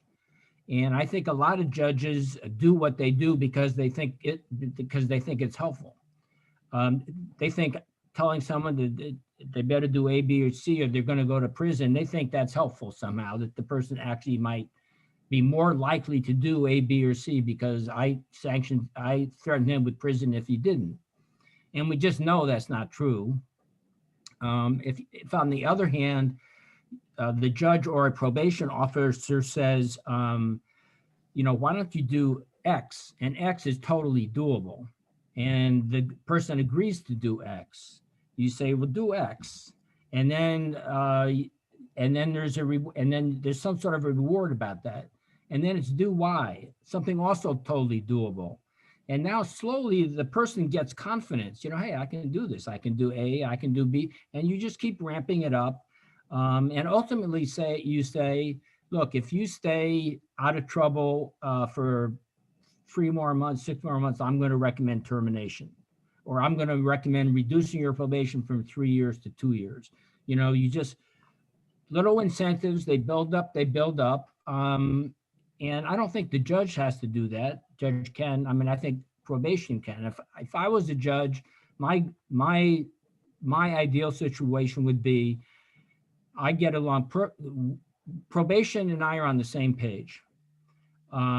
Probation is in charge of trying to work with this person to change their behavior. I trust my probation people. What do you need from me? And the probation says, Judge, I'm going to need to bring him back once or twice under certain circumstances for you to just let him know that I am for real. I say, no problem. Not expecting the judge to be in charge here. Let probation be in charge. But where the judge's role is to support probation. I mean, the worst thing is, when you have when the court yanks the rug out from under probation, or tells probation they should have done X, where the judge never told them to do X, or, the judge in fact told them to do something different than X, So I think having a good working relationship where the judge trusts probation because they're well-trained and they know what they're doing, and the judge is just kind of saying, what do you need from me? And the answer is usually, I'll let you know. I mean, there may be a time when I need you, but right now I just need for this person to know that you trust me and that you're backing me. That gives me the authority to do what I need to do. And I need your backing if things don't go right. And I've exercised my discretion the best. Don't screw me. I mean, stand behind me. So building that relationship between probation and the court, where probation has that delegated authority, and then having delegated, the judge kind of stays out of the way, call me if you need me. And every once in a while, there's that person that going back before the judge for a little talk can be helpful. But otherwise, let probation do what they're hired to do. Well, let me say about judges, you're right, Roger, and you haven't been out of that saddle that long for you not to forget, when you order something, you want it done. But one of the concerns that I think, because we've had this conversation with probation and the judges, part of it was some judges wanted to get, really micromanage, set up every little thing and tell them exactly what you want to do and tip it off this little check mark. They've got their little sheet ready. And we have found that that is probably not the best way to go. I mean, you can maybe look at something that's focused that you want to hit, but you really want to defer to probation and parole to really set up what are going to be the things and the hierarchy of what needs to be done. Because sometimes we hamstring you guys and you're like, why did the judge tell me to do that? Hell, that's as you say, Roger, that's way down the road. I don't want to focus on that. So we've talked about trying, but it talks about what kind of relationship do you have? Do you have meetings together? Do you talk? I'll have to tell you right now, since COVID, we've been talking with, by the way, some of you, looks like you guys got a much better relationship with your legislature than we do here, because other things we're thinking about having. Not really. I'm sure you could tell me. They'd like to cut us if they could completely after some of the election decisions by our Supreme Court. I'll leave it at that. Okay, I feel your pain. Okay, so the reality is we're pretty much hands off here in Wisconsin. Once you sentence someone, that's out of our hand. They don't come back to us. We don't do any of the other stuff. They just do it through an administrative process. So judges are pretty much out of the picture unless you really do something on your own. So from our standpoint, we don't want to hamper probation and parole from doing what you have determined to be the right process to deal with it. We just want to stay out of it. And by the way, Judge Simmons, this mantra about judge social worker, we're a little better now, because when I was a young judge, they were like, we are not social workers. Don't go there. We're judges. We call balls and strikes. We don't do none of that other stuff. Right. Right. I'm glad we've have matured as a group. Yes. Is there anything that would stop us from having the probation department with this earned time, good time, do what the prison does? Because right now people get earned time, good time, and they get early parole because of that. Has nothing to do with us, unless we say in the very beginning of the sentence that they're not to be eligible for it. Would it be better if we let the probation department deal with that and have that as a policy, that if you do what has been required by probation and other standards that probation has, that you will get this much off. And after 3 years, we will automatically ask the judge for a possible early termination. In other words, structurally build those things in like we do with the prison parole system. I think so. Yeah, a lot of probation agencies do that in different ways. You can have a formal policies where if people, aren't rearrested within some period of time, they just terminate probation. Or, after, the research shows that if someone is going to be rearrested, in the vast majority of cases, it'll be within the first 18 months of supervisions. So a lot of agencies say, it would make a lot of sense. We could do twice as much work around here if people get to 18 months and haven't committed a new crime, we turn them loose. Because that would cut our caseload significantly, and then we could actually put more energy into the people that we need to be putting energy into, rather than wasting time about, there are a lot of low-risk offenders that are going to screw up a little bit, but who cares? I mean, they're not going to hurt anybody, and they're not going to rob a bank. It's just that they, they're going to shoot up, or they're going to, get high, or they're going to do something that's just not that big a deal. If you can get them clean for 6 months, 9 months, get them out of there and start focusing on the people that are really dangerous or are going to hurt somebody. Those are the people that you need to spend. And even with those people, if they make significant changes, you gradually reduce the term of probation down, so that's that reward, that you. It's not, for most people, the reward needs to be immediate. You telling me that if I behave well, you're going to cut my probation term from three years to 2 years, 9 months is like, well, that's not going to do me any good for 2 years and 9 months. I mean, so, that's not, the reward needs to usually be immediate, and it has to be something meaningful to that person, not meaningful to you. So you can ask them, what can I do for you that would get you to comply with these conditions? What do I have to do to get you to comply? Judge Ehrlich, I just sent you York County's early termination policy. Statute allows for early termination of probation, and now probation with restrictive condition sentences. And York County has a policy that allows those cases to be early terminated through a paper process at 50% of the sentence, or 2 years, whichever is less. And I just completed some statistical outcomes on those, and only 8% of the cases that we've early terminated in the last 5 years have recidivated. So it's a pretty significant success rate with those cases. I mean, I also think sometimes we give sentences, we've got to be cognizant of this, that we may give 4 years because the guidelines call for somebody to go to state prison, but instead we kept them in the county or gave them a short county sentence with probation, and then can go back to cut and to eliminate, because for a lot of people, the guidelines can easily call for state prison, but you say, I don't want to put them in state prison. The record's old, there's other issues involved, and it would be better to keep them under the county probation system. Yep, I can understand that. Judge, this is Sally, and all excellent points, excellent conversation in April. You beat me to the punch when you stated there is a mechanism for early term on probation. And I don't want to put Ryan Myers from the Sentencing Commission on the spot, but I'm going to. There is not a mechanism to early term parole cases, jail sentences.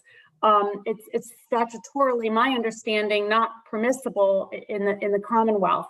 So what would be interesting is having a mechanism, having legislation changed to provide for a mechanism to early term jail sentences in the Commonwealth. Yeah. The thing, though, I would say with parole is that too, that I would imagine, as I think about it, the vast majority of jail sentences probably have a tail of probation on them. At least in Philadelphia, that seems to be what most judges do, as opposed to just giving a jail sentence of 2 to 4 or 1 to 2 or 5 to 10. They seem to couple that with a tail of some probation period, for whatever the reason, when you look at all the different charges that a person's being sentenced on. If I may, Judge, this is Ryan Myers with the Commission on Sentencing. I think you're absolutely correct, Judge Simmons, in that you see a lot of those, but particularly out of Philadelphia.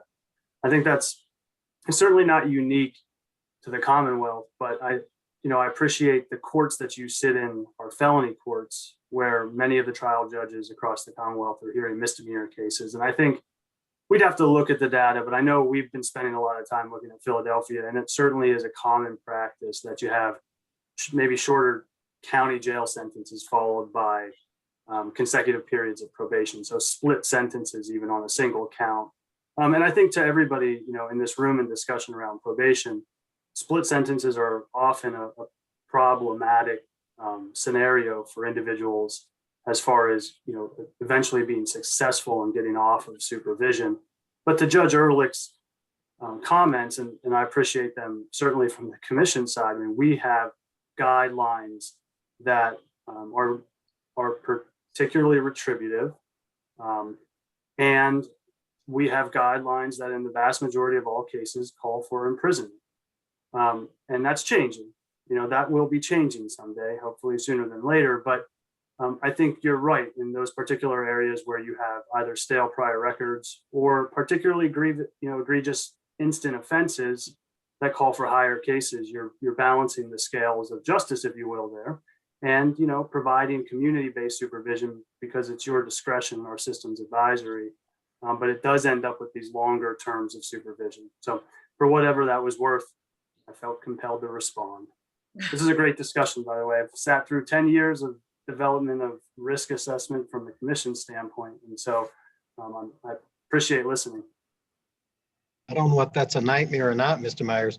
Okay, let me say this. It has been a nightmare at times. But, unfortunately, I was awake. So, and I only say that facetiously because I really think that the maturation of this process is going to be good for us long-term, and we need to focus on that. And Mark, you're right. Milwaukee did do a pilot on dosage, trying to figure out with the consent of the parties, trying to set up a sentence that is dosage-based, trying to figure out what do you really need with an opportunity for it to end early. But by and large, I'm hearing things I wish we did more of.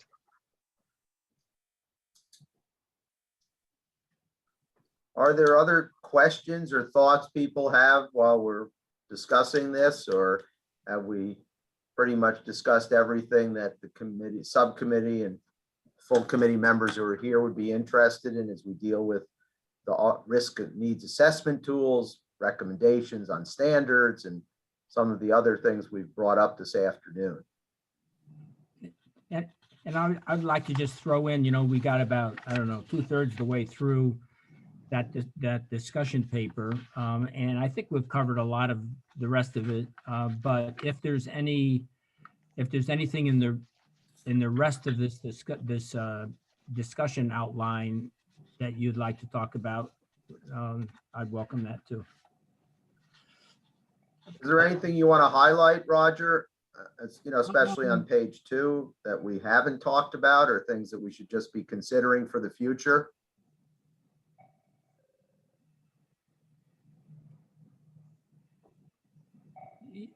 Not really, Judge. I mean, you would know better than I. If there's anything in here that you think, is an issue that would be important there, let me know. But it may well be that just scanning through this would satisfy anyone else's curiosity. Could I offer just a quick comment? Yes, absolutely. Thank you, Judge.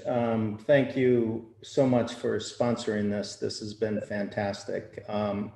I just wanted to express an appreciation for the comments around the need for a culture, the proper culture in the criminal justice system, especially in the probation departments, around how these risk assessment tools are used. And I think in retrospect, as I look backwards, I think part of the problem here is we called them risk tools, because that word risk conjures up all kinds of images that and responses that are unfortunate. And it really takes a culture to know, the right kind of culture to know how to handle this risk needs assessment properly. There's been some research that has shown that most probation officers exaggerate the risk level of people, and they often misinterpret the risk assessment and over respond.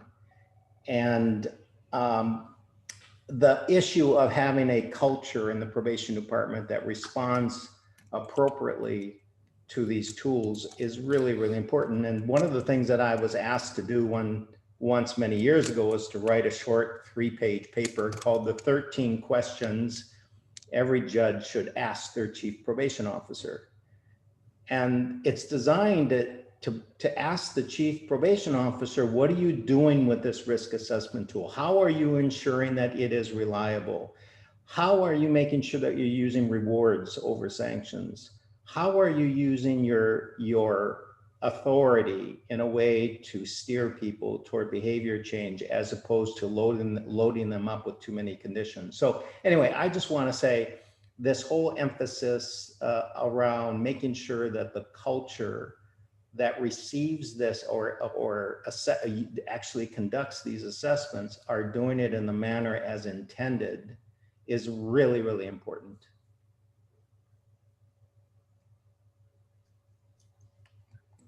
I included Mark's point about how probation people oftentimes exaggerate risk. I included here a reference to this training that was done with the federal probation officers down on in the second page there, that shows you that even these highly trained probation folks, you know, that presumably work with the federal courts, tended to very much overestimate risk. You know, when they participated in this little process, and not only exaggerated risk, but were totally inconsistent from one probation officer to another.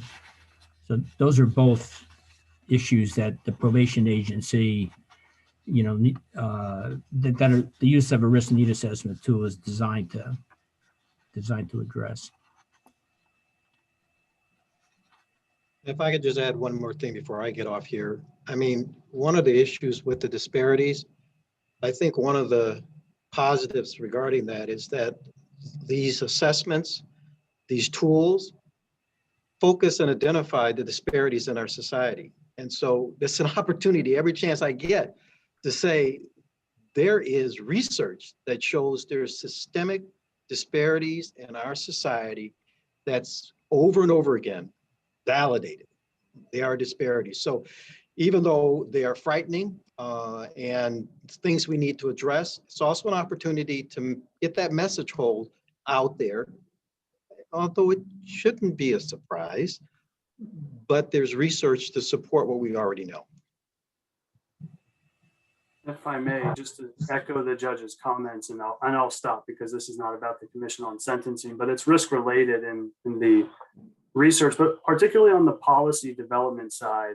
And I know many of the individuals in this room have heard me speak on this a lot. But to your point, Judge, and we lost this discussion early on, and that's, you know, on us. But and I put a comment in the chat here where I think it's often the coupling of that with punishment. And I think that I agree, and I would be inappropriate to disagree with any of your comments. And so I agree wholeheartedly that there is disparity in our system. That's undeniable. And so therefore, these assessments are going to have that built into them.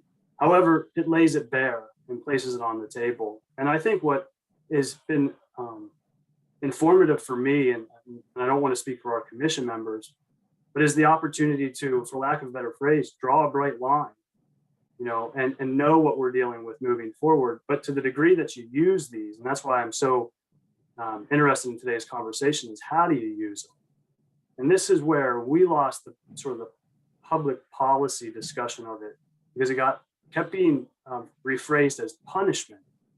But what I hear you talking about is appropriate responses to people. And I think the point of risk and needs is the needs part emphasized makes sense. And there may be value in risk assessments absent the needs at a screening level to promote better use of our resources, our limited resources, and targeting individuals and for more information.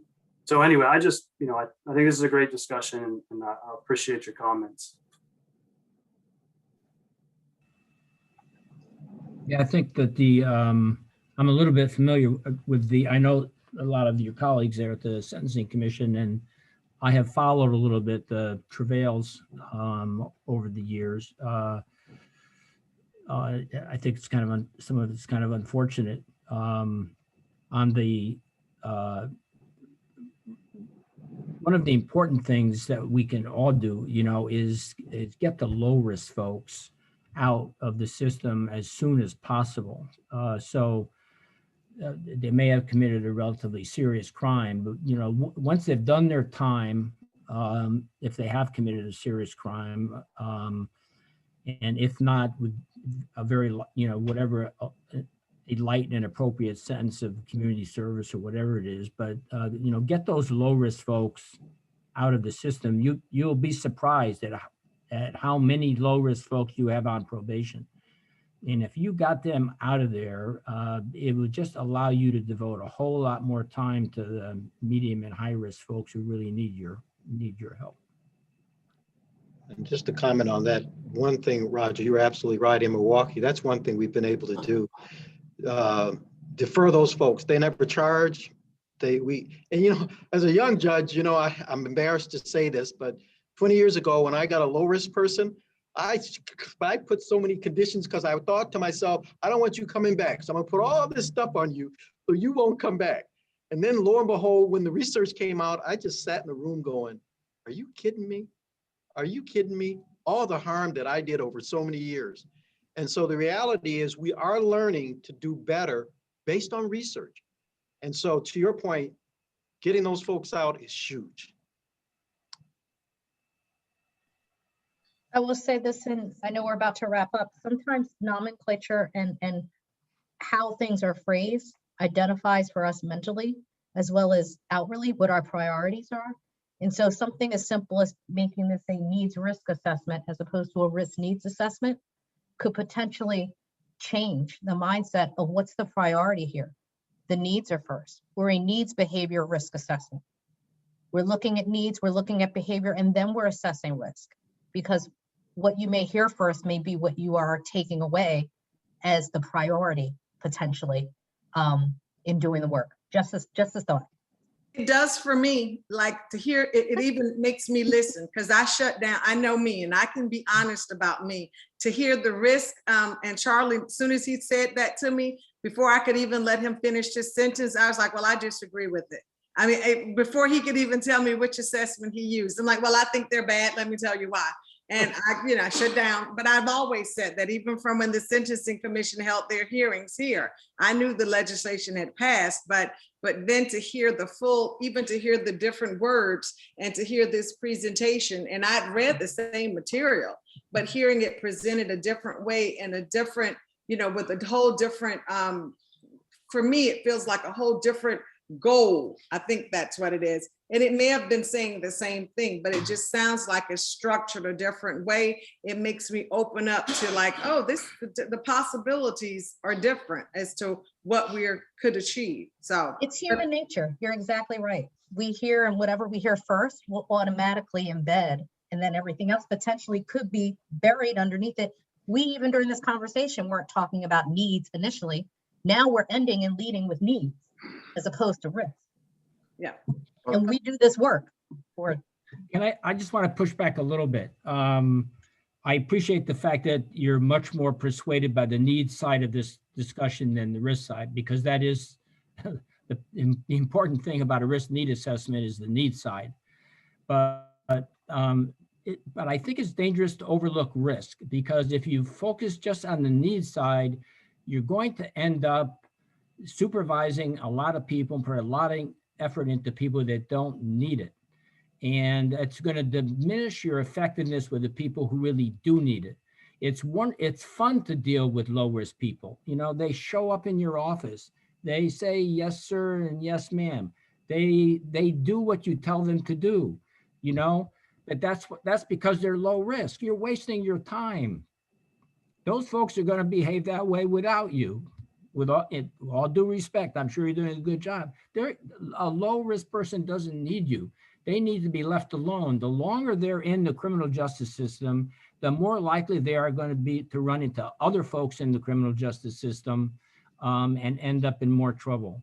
So as soon as those low risk folks have done their time, or whatever the sense is, get them out of there and do what you really need to do, which is work with the people that are hard to deal with. Those are the people that need you. Those are the people that are going to get into trouble.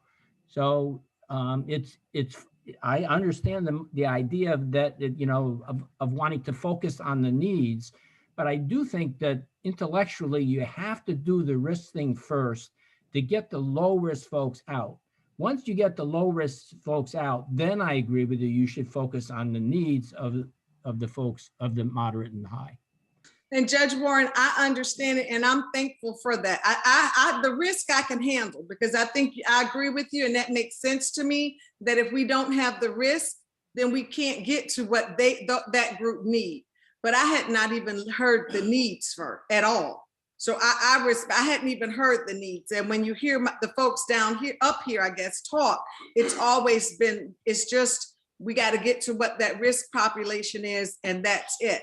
And so, they may have talked about the needs part, but it was just a real focus on the risk. And I completely understand that now, because I do believe that for me, the focus had been much like Judge Ashley had said, was, you know, that group that was the low risk, I was putting so much on them that I now realize I was being counterproductive and doing, I imagine, more harm, thinking I was doing so much good.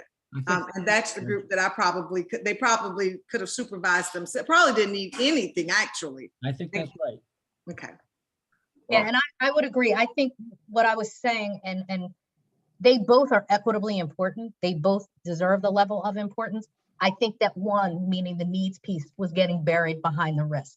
Yeah. And so that's unfortunate, and that doesn't service the community that we're looking to service. So that's why I said nomenclature and kind of how we term it or title it could make a difference in how people refocus or see things. Well, I think you're all correct, but I'm not sure we want to change the initials to NRA at this point. It has other connotations. I'll leave it at that. But I think we've hit the 4 o'clock, and I really, on behalf of the subcommittee, the full committee, and frankly, everybody in the Commonwealth that we're working on with this PCCD stuff, I want to thank Mark Carey again. He was with us last month, but very specifically Judges Ashley and Warren. This meeting didn't just come about by accident. We've had another meeting to sort of try to focus and get out the information for this meeting and answer the questions that I thought would come up, and appreciate their time, but also their expertise. And it's very valuable to hear from people from other places who have expertise, but also experience, combining to give us ideas as we come forward working on the subcommittee on standards of what to recommend. And we can't really thank you enough for coming today. I don't think we have any other member comments at this point. That's the last thing on the agenda, but I do want to say what we've discussed today, we will discuss specifics next month when we get together, and try to use what we had from Mark's presentation last month to what we had today to come forward with how we should approach our recommendations on standard, in addition to what we've already recommended, and particularly with these risk needs assessment tools of how they're used and how they can be improved, and other issues surrounding them that have come out today. So our next meeting is June 28th. I think we've got a lot to discuss. We'll try to put an agenda together and give some heads up so people can be thinking about using the information from today and previously. And I also want to thank all the other CAPAC members and anybody else who joined us on the Zoom today, because I think it was very important in terms of the information that came out. And with that, do I have a motion for adjournment? Somebody? Hi, this is April. I'll make the motion to adjourn. Second? Second. I don't hear any objection to it. So again, thank you all. And Judges Ashley and Warren, thank you again so much for Thank you. joining us today and working with us on this important issue. Good All right, question. thank Who you, guys. seconded? All right. Kelly. Kelly Hodge you. seconded. Thank you. You're All right. All Take right, care. have a great Stay rest of well, the day. everybody. Okay. Bye-bye.